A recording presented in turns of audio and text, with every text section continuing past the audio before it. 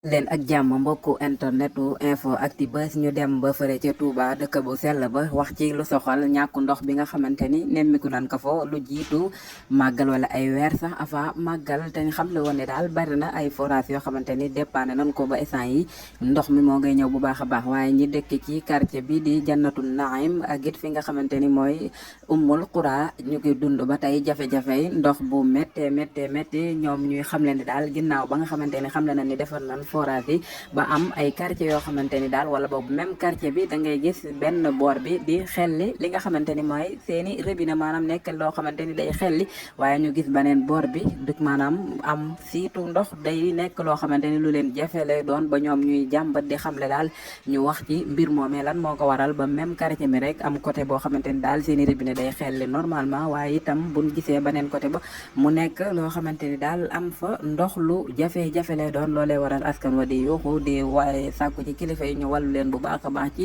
manque ndox bi nga xamante ni daal moo am foofee ba ñoom daal seen i bërigo seen i bidon bouteille yu 20 litres yi la ñuy jël ngir rek teg ko ci sareet yi ngir mën a dem ci yeneen quartier yi dal di fay uti li nga xamante ni moom moo di ndox. Info Actubuzz